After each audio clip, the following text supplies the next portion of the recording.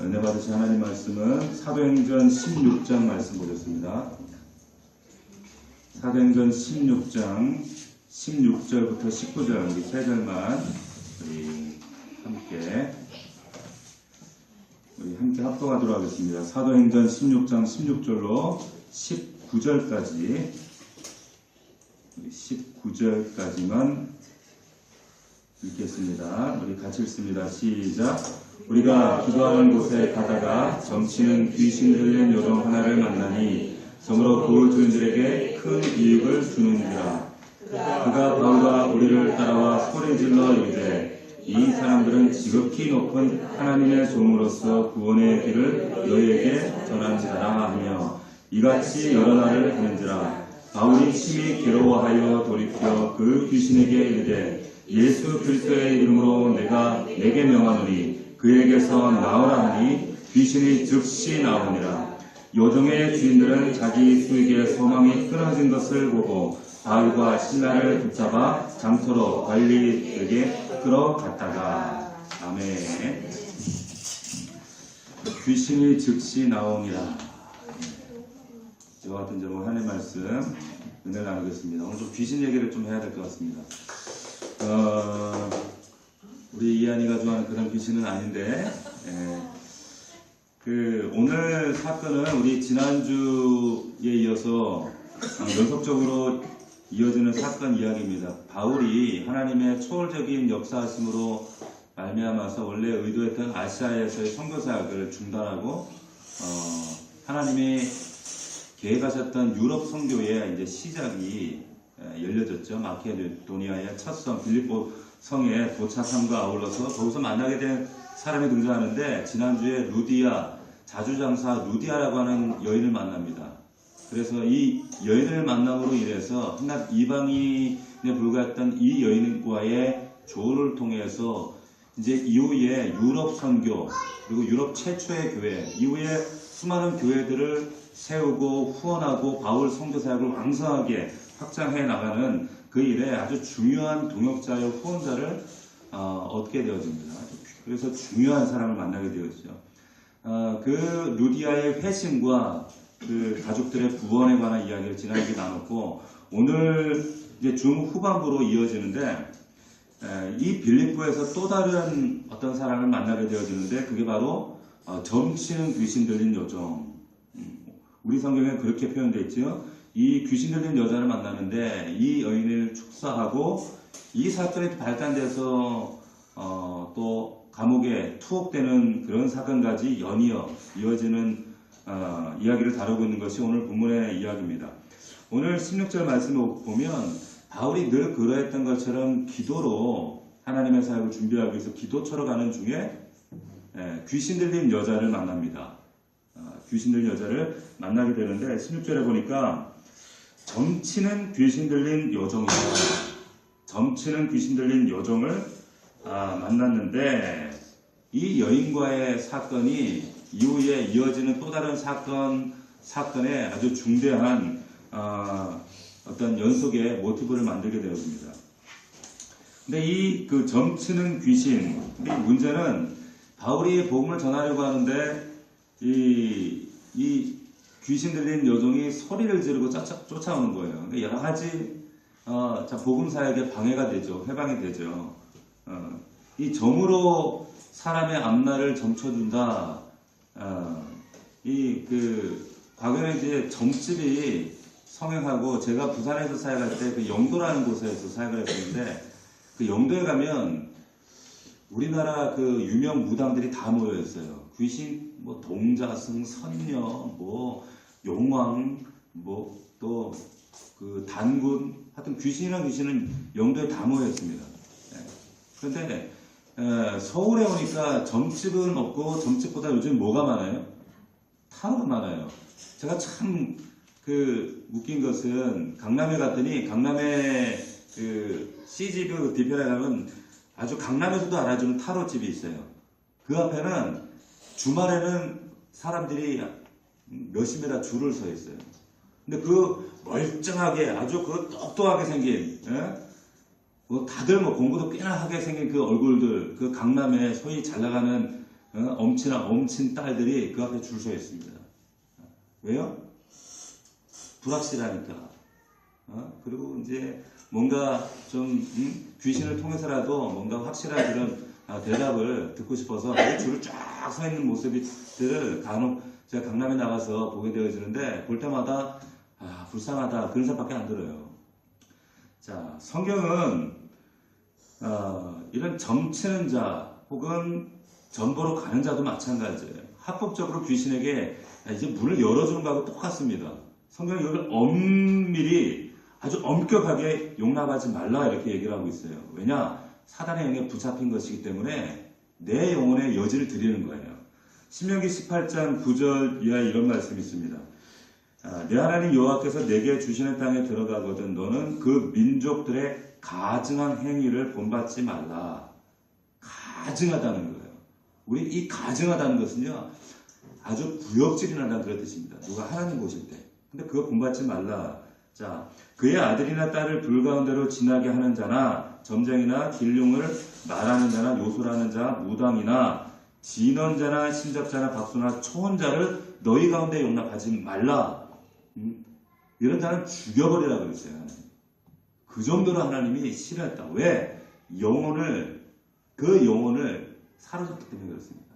하나님, 우리 세상 모든 영혼의 근원 되시고 주인 되신 아버지 되신 그 하나님을 배격하고 다른 신 앞에 머리를 조아리게 만드는 거예요. 진언자 이랬거든요. 주술사, 그리고 귀신에 접해 있는 자, 무당, 초혼자, 죽은 사람을 이용해서 불러내는 거예요. 이렇게 불러내는 거.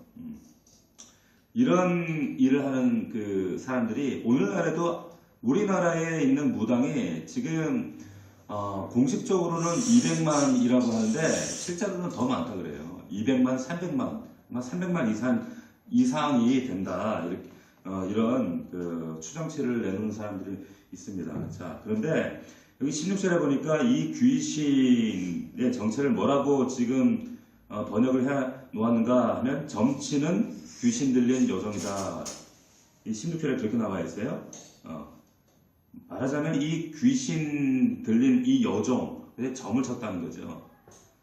우리 성경에 이렇게 번역이 되어 있는데 이 원문 성경에 보면은 뭐라고 되어 있는가 하면 푸뉴마 피돈, 다시 말하면 이 귀신의 이름을 피돈이라고 이렇게 명명을 하고 있습니다. 푸뉴마라고 하는 것은 귀신, 영. 그러니까 사람의 영을 표현할 때도 푸뉴마라는 표현을 썼고 귀신을 얘기할 때도 푸뉴마 이런 표현을 썼습니다. 그런데 푸뉴마 피돈, 이 귀신 이름이 피돈이다 이런 뜻이에요. 그 원문 성경에는 이 귀신 이름을 기록을 하고 있어요. 피돈이라고 하는 귀신. 이 피돈이 누군가 하면 그리스 이 델피라고 하는 도시가 있습니다. 그 도시에 보면 뱀 형상을 하고 있는 이런 그 신화 속에 나오는 그런 귀신이 있어요. 그 귀신의 이름이 피돈입니다. 피돈 이렇게 불렀는데 이 피돈의 이름을 따서 이 지금 점치는 귀신 들린 여종 그 속에 이 피돈이라고 하는 귀신이 있다라고 하는 거예요. 자, 성경은 그렇게 증언하고 있는데 어찌됐든 간에 그게 진짜 피돈인지 잡신인지 알 수 없지만 이 초자연적인 능력을 가지고 이렇게 점을 쳐주고 혹은 이 피돈이라고 하는 다른 의미가 어떤 의미가 있는가 하면 복화술이라는 의미가 있어요. 다시 말하면 초혼술. 죽은 사람이나 어떤 좀 영향력이 있는 그런 귀신들을 불러내서 그 귀신들의 목소리를 흉내내는 겁니다. 흉내내서 어떤 사람들의 길흉 화복과 미래를 이제 진언해 주는 거죠. 두려움이나 어떤 이런 것들을 이용해서 이렇게 이제 그런 그 점을 쳐주는 그런 일을 했던 것이 이 귀신이었어요. 지금으로부터 한 4, 5년 됐나요? 경기도 그 양주에 있는 어떤 지금 제가 교회 이름이 정확하게 기억이 나지 않습니다만은 그 교회가 아주 한국의 수많은 교회에 아주 위해를 가했던 그런 교회가 있습니다. 왜 그런가 하면 그 교회 목사가 여자였어요. 여자였는데 그 여자 목사가 소위 말하는 초혼의 은사가 있는 거예요. 그 지옥을 왔다 갔다 하면서 지옥에 있는 사람들 목소리를 흉내를 냅니다. 그래서 한국의 유명한 돌아가신 유명한 목사님의 목소리를 흉내낸다든지 혹은 지역에 있는 어떤 목사님들의 목소리를 흉내를 내는 거예요. 총회장 목소리를 하면서 그렇게 하면서 목사라고 할지라도 장로라고 할지라도 예수 똑바로 믿지 않으면 지옥 간다라고 하면서 여기저기 막 그 집회를 다니고 그것 때문에 한국교회가 양당으로 갈라져서 진짜다, 저 가짜다 이러고 싸웠어요. 그리고 한국교회 여러 가지 이제 대형교회들을 비판하고 또 교회의 여러 가지 사실 맞는 말도 있었어요. 근데 문제는 뭐냐? 이것이 과연 성경적이냐? 그렇지 않다는 거예요. 그리고 말씀을 보면 이것이 분별이 되어야지 하는데 그걸 모르니까 거기에 수많은 성도들이 또 우와 못 봤던 새로운 세계가 있다, 신기하다, 와 이러면서 제가 하도 그때 이슈가 되니까 한번 들어봤어요. 이거 완전 무당이에요, 무당. 막 설교하다가 울고 뭐 귀신 소리 흉내내고 정죄하고 얼마나 소름 끼치는지 몰라요. 근데 거기에 또 사람들이 혹해가지고 또 큰게 목사님들도 거기에 혹해가지고 거기 가가지고 그 사람을 불러다 집회를 하고 이런 하여튼 말도 안 되는 쇼를 했었습니다. 자,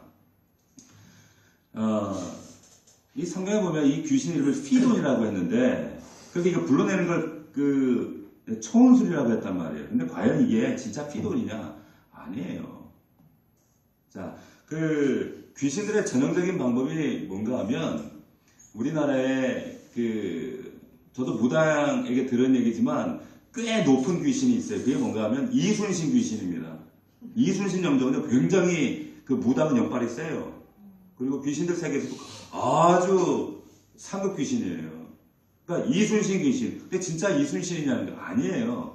이 귀신들은 죽은 조상들, 죽은 장군들 이런 이름들을 대신해서 자신들의 정체성을 그렇게 사람들에게 두려움과 그리고 연약한 사람들에게 어떤 그런 이름을 통해서 자신을 과시하고 싶어하는 거예요.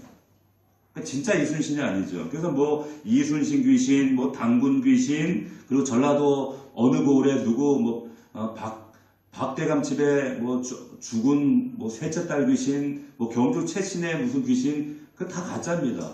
진짜 그 귀신이 아니라 그 이름을 차용한 것 뿐이에요. 그냥 잡신입니다. 잡신들은 이렇게 어떤 그런 자신들의 정체를 감추고 그리고 그렇게 자신의 정체성을 드러내고 싶어하는 거예요. 이게 전형적인 방법입니다. 자, 여기 그러니까 속으면 안 되는 거예요. 어찌됐든 간에 자 이렇게 점을 쳐주고 사람들 마음을 미혹하고 왜곡하고 하는 걸 분리시킵니다. 근데 성도들이 가끔 그런 의문을 가져요. 아니, 귀신 들린 사람들 통해서 운세 가지고 또 미래에 대한 막연한 두려움을 조금이라도 덜어내고 액땜도 해주고 병고쳐 아니 그게 뭐 나쁜 거예요? 세상에 성도들이 그리고는 점 보러 가요.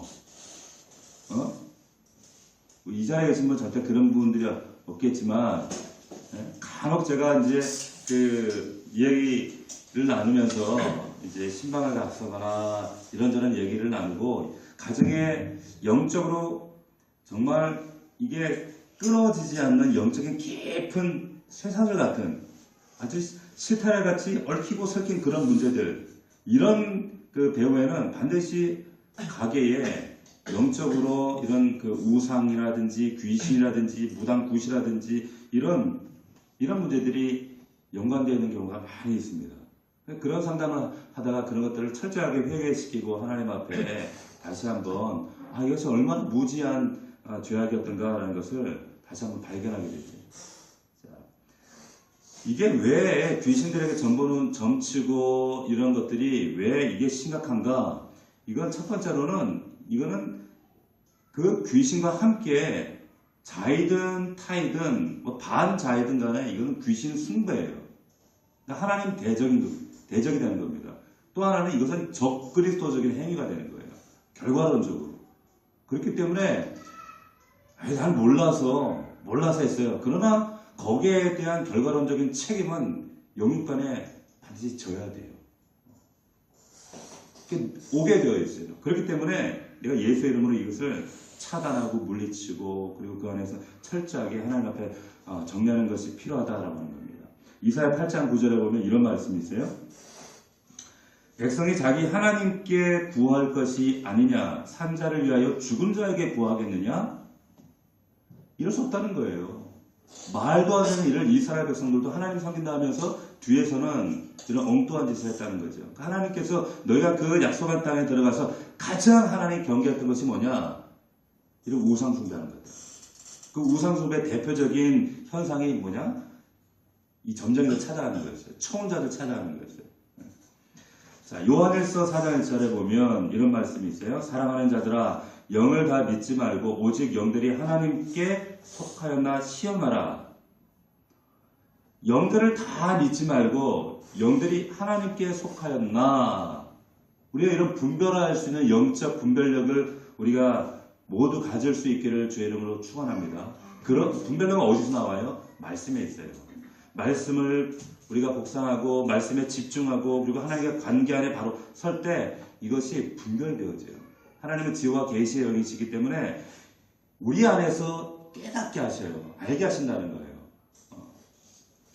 자, 우리 16절 다시 한번 봅시다. 여기 16절을 보면 본절에 등장하는 이 빌립보 귀신 들린 여인이 여기 보니까 이 점치는 귀신 들린 여종 하나를 만났는데 점으로 그 주인들에게 큰 이익을 주었다 했어요. 여기 주인, 단서가 아니라 주인들이라고 기록하는 것을 여러분 잘 주목하십시오. 이 점치는 사람은 한 사람인데 주인이 여러 명 있었다는 거예요. 당시 고대 세계에서 이 용한 점쟁이, 마술사, 근데 그 신분이 만약에 종일 때는 이 사람의 가치는 어마어마했습니다. 그래서 이 파고 살 때에 여기에는 굉장히 프리미엄이 붙었어요. 왜? 이 종을 가지고 큰 재산을 벌 수 있었기 때문에 종교적으로 그 당시에 이방 세계에서 뭔가 사람들이 의존할 거리가 없잖아요. 그러니까 철학이나 어떤 이방 잡신들을 막 의존하고, 근데 그 가운데 의존할 대상에 이런 어떤 가시적인 어떤 초혼술이나 점치는 기술이나 이런 능력을 가지고 있는 특별한 사람이 있다. 이건 굉장한 사람들에게는 큰 이슈거리이자 어떤 의지거리가 되는 거예요. 그러니까 이 점쟁이가 주변에 영하다는 게 소문나니까 몸값이 막 천정부지로 올라갔죠. 그러니까 한 사람이 그 종을 사려고 하는데 혼자의 재정적인 능력으로 안 되는 거예요. 그러니까 여러 사람이 말하자면 합작회사를 꾸려서 이 종을 함께 산 겁니다. 그러니까 주인이 여러 명이 됐다는 거예요. 그러니까 이 점쟁이가 그 주인들에게 아주 보물단지죠. 돈 벌어다 주니까. 그러니까 우리나라에서도 정말 용하다고 하는 진짜 점쟁이들은 복채가 수천만 원씩 합니다. 수천만 원씩이에요. 부르는 게 값이라 그러죠. 옛날 지금 목사님 되신 김혜경 목사님, 그 단군 교주였죠. 이분이 박씨가 죽고 전씨가 왕이 될 것이다. 이것 때문에 아주 유명한, 한국에서 유명한 점쟁이, 그 분야에 1인자로 등극했던 분이거든요. 이분의 복채가 보통 한 번, 그 당시 80년대 복채가 한 번에 500만원, 600만원씩 이렇게 했다 그래요. 그때 집이 뭐 기껏해야 뭐 몇백만 원 할 텐데. 그 정도로 대단하다는. 근데 그분 말로는 귀신으로 해서 번 돈은 절대 이게 모아지질 않는다는 거예요. 왜 그런가 하면 귀신도 복을 줘요. 무당에게 절하고 구슬하면 복을 줍니다. 근데 한 개를 주는데 귀신은 9개를 뺏어가요. 그 뺏어가는 게 어떻게 뺏어가는가? 가문에서 아이들, 자녀들, 병. 그래서 무당들은요, 꼭 아주 참 그 질병이 그 고약한 질병을 죽어요. 온전하게 무병장수하다 죽는 무당이 없어요. 죽어도 꼭 하여튼 그런 끔찍한 병이든 자살하든지 꼭 그렇게 죽습니다. 귀신의 일이 그래요. 자, 그래서 이 점쟁이 이 하나를 두고 여러 주인이 이제 그 어떤 큰 이익을 이렇게 얻어가는데 찾아오는 사람들의 진짜 그 삶의 어려움과 고난과 고통, 거기는 1도 관심이 없죠. 전혀 관심이 없죠. 오직 돈 벌려고 이 여정을 혹사시켰던 거예요. 자, 이 종교적으로 어떤 그 사람이나 혹은 단체나 그 종교를 가지고 이게 수단으로 삼는 거, 이게 귀신이 좋아하는 일입니다. 이 귀신의 방법이에요. 그러나 이런 귀신이 좋아하는 방법이 성전 안에서도 이루어질 수 있어요. 성전 안에서, 교회 안에서 종교적인 이런 이해관계의 수단을 이용해서 예수님 시대도 예수님이 성전을 정화하셨거든요. 오늘날 교회도 교회 안에 이해관계, 종교라는 이름으로 혹은 직분이라는 이름으로 얼마든지 이러한 일이 버젓이 이루어질 수 있습니다. 어디 나가서 절대 장로, 권사, 내가 집사다 자랑하지 마세요. 내세우지 마세요. 그건 직분으로 그리스도인의 삶이 향기가 증명되는 것이 아니라 우리는 향기로 증명되어야 될 사람들입니다. 말씀으로, 삶으로 증명되는 거지 뭐 교패 붙여놨다고 뭐 차에 물고기 입투서 해놨다고 그리스도인 되는 거 아니잖아요. 내가 장로입니다. 권사입니다. 믿으십시오. 안 믿어요. 저는. 죄송한 얘기지만 성경은 그렇게 증명하라고 얘기하지 않았고 너희가 향기로 그리스도의 능력으로 경건의 모양이 아니라 이제 내 삶의 내용으로 증명하라고 이렇게 말씀하고 있다는 거예요. 그래서 절대 종교가 얼마든지 우리를 그렇게 만들어버릴 수 있다는 거예요.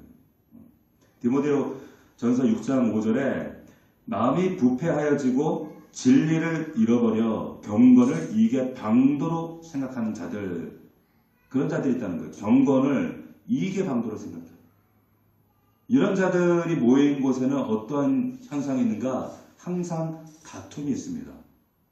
그래서 디모데전서를 보면 경건을 이익의 방도로 생각하는 자들에게는 다툼이 일어난다 이렇게 말씀하고 있어요. 항상 시끄러워요.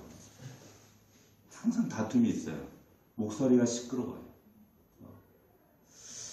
자, 잠언 23장 23절에 보면 진리를 사고서 팔지 말며 지혜와 훈계와 명철도 그리하지. 진리는 종교적인 거래할 수 있는 그런 내용이 되질 않아요. 여러분 기억하셔야 됩니다. 자, 17절 말씀 보십시오.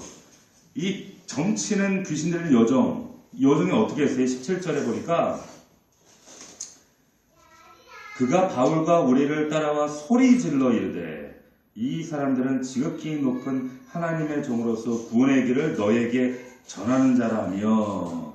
자, 맞는 얘기를 하는 거죠. 귀신이 바울 이름을 향해서 지극히 높은 하나님 종이래요. 그리고 구원의 길을 전한대요. 틀린 말 한 거 하나도 없어요. 놀랍지 않습니까? 이 정치는 이 귀신, 이 피돈이라고 하는 귀신이 정확히 이 바울 일행의 정체가 뭔지, 그리고 이들의 지금 하는 일이 뭔지, 이것을 명확하게 이야기하고 있다는 거예요. 하나님에 대한 지식이 있었다는 거예요.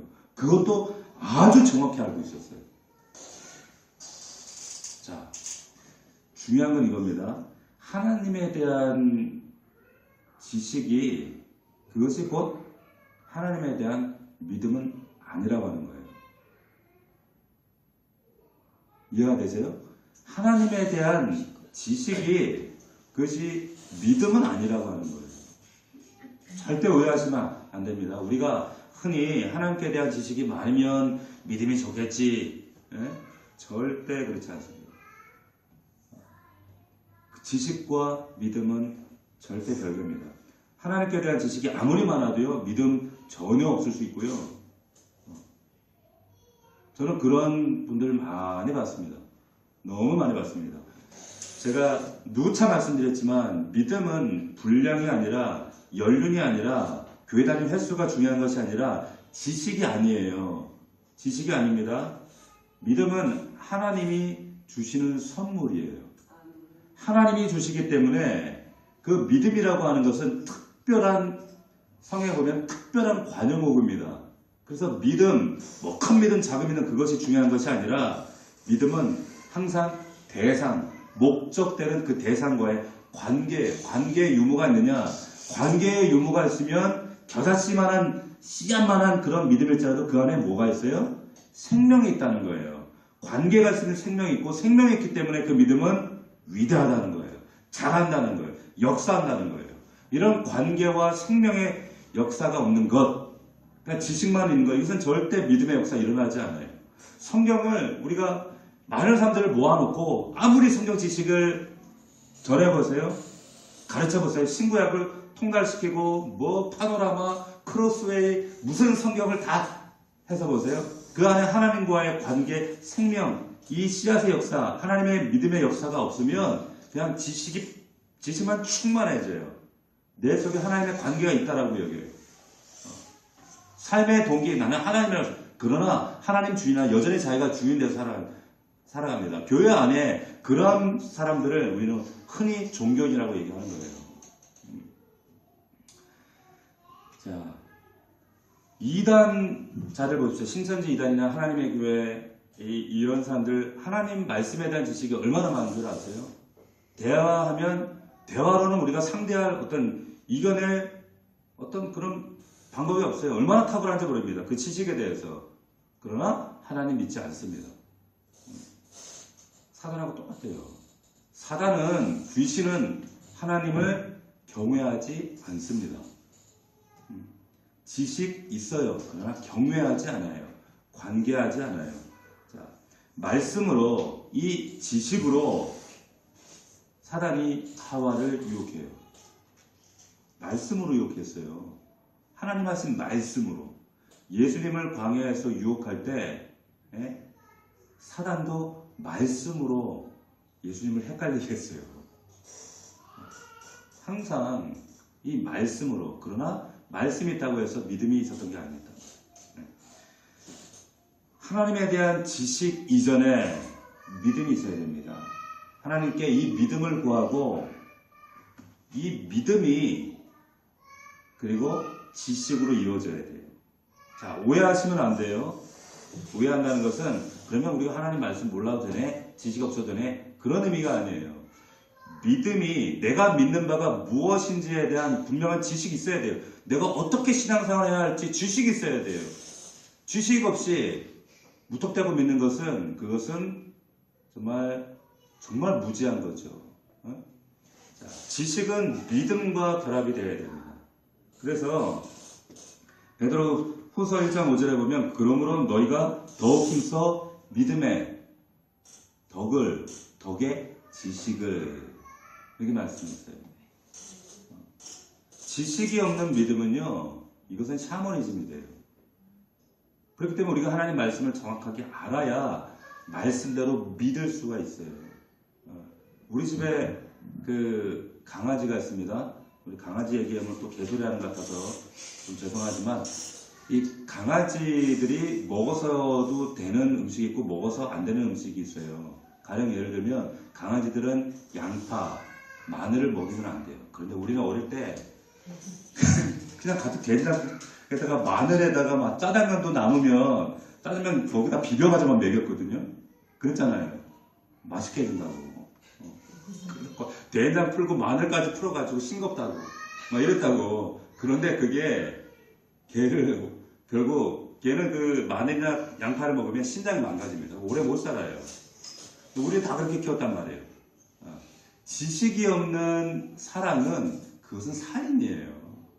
하나님에 대해서도 마찬가지. 하나님께 우리가 말씀, 지식이 없는 이 열심은요, 이건 방종이에요. 믿음 아니에요. 반드시 지식이 있어야 되는 거예요. 자, 성도들 중에 성경에 대한 지식이 많아요. 그런데 믿지 못하는 사람들이 있습니다. 다시 말하면 삶 가운데 순종이 없는 거예요. 왜 그럴까요? 믿음이 없기 때문에. 말씀은 많이 하는데 한번 순종하려면 한 3년 걸려. 한 10년 걸려. 주저리 핑계도 많고 고민하고 혼자 또 이리 갔다 저리 갔다가 계산하고, 그게 그 사람 성격, 물론 성격, 뭐 신중함, 뭐 결정장애, 뭐 온갖 말을 다 핑계를 갖다 붙여도 사실은 그게 왜 그런가 하면 지식은 없는데 그 안에 믿음의 역사가 없기 때문이에요. 믿어지면 굉장히 단순해집니다. 삶도 단순해지고 그리고 순종하는데도 단순해져요. 여러 가지 계산이 안 들어가요. 그러니까 편한 거예요. 밟으라면 밟으면 되지. 요단강 밟으면 옷이 젖고 벗기가 빠지고 이거 말리는데 한 일주일 걸리고 다시 제작하려면 이런 생각을 안 한단 말이에요. 밟으라면 아멘하고 밟으면 되는 거지. 성경은 그걸 믿음이라고 얘기한단 말이에요. 자, 그래서 정말 믿음은 지식이 있는 믿음, 그리고 순종이 있는 믿음, 하나님을 근거로 한 관계를 근거한 믿음이 진짜다라는 사실 여러분들 기억하시기를 축원합니다. 자, 17절 18절 보면 저 많은 귀신 들린 여종 이 복음 전파를 해방한 결과 바울 사도가 이제 귀신을 쫓아내죠. 왜? 가는 곳마다 큰 소리를 질러대니까 지극히 크신 하나님의 종이요 구원의 길을 전하는 자라고 막 이러니까 틀린 말이 아니죠. 그런데 바울이 여기 말씀해 보면 괴로워했다고 그랬어요. 18절에 보니까 보십시오. 여러 날을 하는지라 바울이 심히 괴로워하여 그래서 귀신을 쫓아낸단 말이에요. 왜 괴로워했을까요? 복음 전파에 방해가 됐다는 거죠. 그런데 가만히 생각해보세요. 왜 방해가 될까요? 사실인데. 예? 그것도 그 빌립보 성에 아주 유력한 이름만 되면 알만한 그 귀신 들린 점치는 그 피돈 귀신이 이렇게 어떻게 보면은 이 사람들이 진짜라는 걸 증명해 주는 거잖아요. 그러니까 복음이 더 열리고 더 오히려 복음 사역이 잘 될 수 있잖아요. 근데 바울이 왜 괴로워했을까? 얘 때문에 복음 전도 안 되네. 왜 괴로워했을까요? 응? 자, 1차적인 것은 여기 보면 큰 소리로 질러댔다는 거예요. 그냥 바울이 복음을 전할 수 있는 기회가 자꾸 상실되는 거예요. 이것이 표면적인 이유였지만은 사실 더 중요한 이유는 이 바울 이름을 해서 지극히 높은 하나님의 종이라고 이렇게 소개를 하는데, 자, 잘 보세요. 사람들이, 그 믿지 않는 사람들이 볼 때 이 귀신에 대해서 하나님의 종, 지극히 높은 하나님의 종이다. 근데 사람들은 어떻게 생각하는가 하면 이 귀신 들린 여인이 순간은 피돈신이라고 생각하는 거예요. 이해가 되십니까? 바울이 그래서 싫어하는 거예요. 자, 이게 사단의 교묘한 전략입니다. 사람들이 우와! 그러면서 마치 처음 그 바울과 바나바 이름 들고 야 제우스와 허메와 스스다 이렇게 한 것처럼 이 바울 이름을 해서 귀신이 이렇게 얘기하니까 이 사람은 피돌이다 이렇게 하는 거예요. 복음 전파를 아주 교묘하게 왜곡하고 해방합니다. 이것이 사단의 광명의 천사로 위장하는 이 사단의 전략이에요.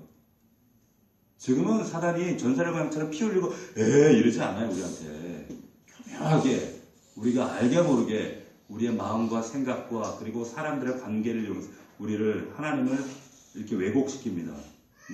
아주 교묘한 수법으로 복음을 무너지게 하는 거죠. 해방하는 거죠.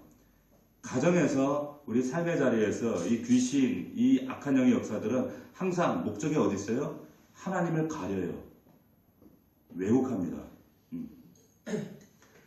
우리 성도 가운데 어떤 성도 한 분이 자꾸 귀신을 봐요. 귀신을 봐요. 자, 우리 한번 생각해 봅시다. 자꾸 귀신이 보인다 그래요. 근데 그 귀신이 나타나서 이러냐? 절대 그러지도 않아요. 그냥 멀쩡한 사람처럼 보여요. 근데 귀신이에요. 저도 귀신을 여러 차례 봤거든요. 귀신은 진짜 우리가 생각하는 전사력왕처럼 그렇게 안 생겼어요. 심지어는 이뻐요. 진짜 이쁘게 생겼어요. 교복이, 제가 봤던 귀신은 교복을 딱 입고 옆에 내가 기도하면 옆에 앉아서 제 기도를 꼭 지가 중보기도라도 해주는 것처럼 앉아가지고 그러고 있어요. 귀신이 그러고 있단 말이에요. 그런데 이 성도도 자꾸 귀신이 보인다 그래요? 그냥 보이기만 해요. 어떤 위해를 가거나 영적으로 막 공격을 하거나 그러지도 않아요. 자꾸 보여요. 자, 어떻게 해요? 별로 공격도 안 하는데 놔둘까요? 놔둬요? 그냥 더불어 사는 사람이 그냥 더불어 살아. 위아더 월드인데 어떻게 해야 돼요? 자, 요한일서 3장 8절에 보면 그런 말씀이 있어요. 죄를 짓는 자는 우리 한번 찾아봅시다. 요한일서 3장 8절 우리 주일 강해 말씀 가운데 나오는 말씀인데 요한일서 3장 8절 우리 같이 한번 합독해 봅시다. 요한일서 3장 8절입니다. 같이 시작. 죄를 짓는 자는 마귀에게 속하나니 마귀는 처음부터 범죄하니라. 하나님의 아들이 나타난 것이 마귀의 일을 멸하려 하십니다. 예수님이 왜 오셨어요? 마귀의 일을 멸하려고. 그런데 그 마귀하고 위아더 월드 하면 돼요? 안 돼요? 안 되죠. 마귀가 지금 귀신이 내 주변에 지금 그런 형상으로 장난치고 있다라고 하는 것은 여러분 우리 주변에도 귀신들이 우리가 안 보일 뿐이지 엄청 많아요. 어떤 사람에는 되게 민감하게 보일 때도 있고 어떤 영적인 이유 때문에 보이는 경우도 있고 과거에 어떤 사건 때문에 보이는 경우 다양하지만 이 보여진다라고 하는 것은 이 마귀의 일 때문에 보여지는 거예요. 근데 이 말씀에 이 8절 2절에 뭐라고 나와 있는가 하면 이렇게 자녀들아 아무도 너희를 미혹하지 못하게 하라. 이러면서 8절에 죄를 지는 마귀에게 속한다. 마귀의 일을 얘기한단 말이에요. 마귀의 일이 뭐예요? 미혹하는 거예요.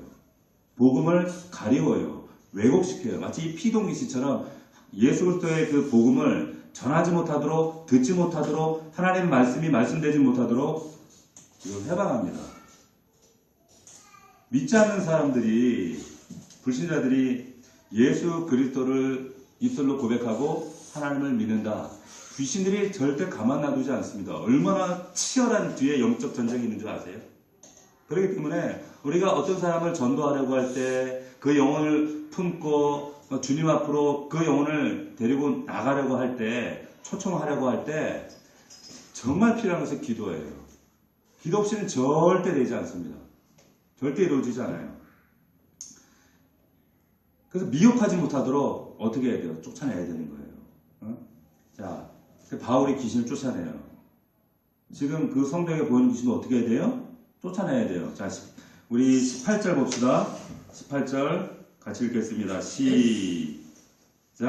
이같이 여러 날을 하는지라 바울이 심히 괴로워하여 돌이켜 그 귀신에게 이르되 예수 그리스도의 이름으로 내가 내게 명하노니 그에게서 나오라 하니 귀신이 언제 나왔어요? 조금 있다 나왔어요? 즉시 나왔다는 거예요. 즉시. 여기 나오라. 엑셀된. 그랬더니 즉시 나왔다. 엑셀된. 그런데 여기 보면은 19절에 요종의 주인들은 자기 수입의 소망이 끊어졌다 이렇게 끊어졌다는 말도 엑셀된이에요. 자, 무슨 말인지 아시겠어요? 귀신을 쫓아내면 귀신의 소망도 끊어져 버려요. 그리고 귀신을 통해서 누렸던 종교적인 유익도 끊어져요. 자, 무슨 말이냐? 귀신은 예수님이 가는 곳마다 귀신을 쫓아내셨어요. 몰아내셨어요. 우리 믿는 자들에게도 마가복음 마지막 절에 보면 너에게 이런 표적이 따를 거야. 믿는 자들에게 내 이름으로 귀신을 쫓아내며 이 세계의 치열한 영적 전쟁 가운데 억눌리고 지배당하고 두려워하고 고통당하고 있는 그 영혼들, 그 배후의 악한 영들의 역사가 우리가 분별되어진 예수의 이름으로 즉시 나와! 이렇게 선포할 수 있는 저와 여러분들이 되기를 축원합니다. 지금 우리 성도에게 보이는 그 성도의 그 가정을 위해서, 그 영혼을 위해서 목장에서 기도해야 돼요. 선포하십시오. 이것은 아이고 영빨이 세야 되지요. 이건 영빨이나 문제가 아니에요. 그게 아니라 예수 그리스도의 이름의 권세를 선언하는 겁니다. 판사가 무기징역, 간음죄, 근데 판사가 나도 사실은 이런 나도 죄를 많이 졌는데 판사는 그거 아무 상관없어요. 판사의 권위와 권세로 하는 거예요. 마찬가지로 우리에게 주신 권세는 내가 잘나든 내가 영빨이 높든 작든 믿음이 큰 그게 아니라 예수 그리스도의 이름이 그게 법적인 효력을 갖는 겁니다. 그래서 여기 지금 바울이 즉시로 예수 그리스도의 이름으로 내가 내게 명하노니 그에게서 나와! 한마디면 되는 거예요. 선포하시길 바랍니다. 그러면 그건 법적으로 그것은 나와야 돼. 나오도록 돼 있어요. 자, 이렇게 할 때 귀신은 즉시로 나왔다고 그랬어요.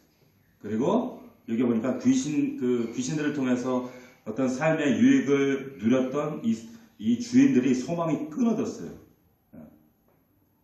귀신은 한 개 주고 9개 빼앗아가요.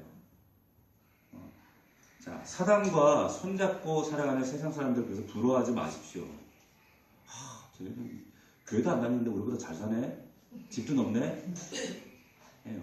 부러워할 거 없어요. 세상 손잡고 귀신 손잡고 이런 것들 반드시 그 소망 끊어질 날이 온다는 거예요. 그러나 의인의 장막과 의인의 복은 영원하리라 말씀하시는 거예요. 달라요. 마지막에 다르다는 거예요. 세상 사람 부러워하시면 절대 안 됩니다. 의인의 소망은 즐거움을 이뤄도 악인의 소망은 끊어지느니라. 악인은 죽을 때 그 소망이 끊어지나니 불의의 소망이 없어진다. 이렇게 말씀하고 있습니다. 자, 말씀 정리하겠습니다.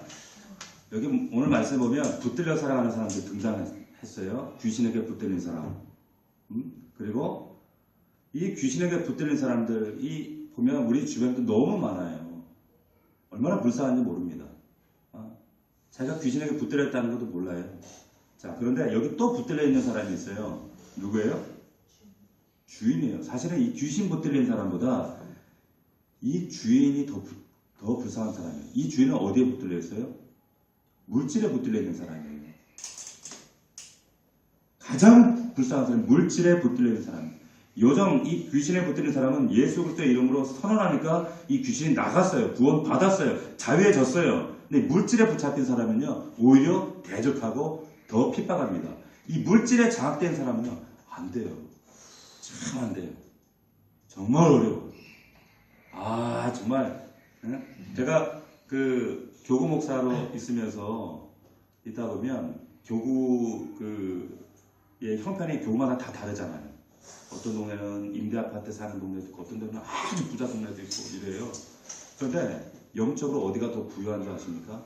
오히려 좀 물질이 오히려 좀 부족한 곳, 없는 곳, 이곳에 하나님의 역사가 더 강해요.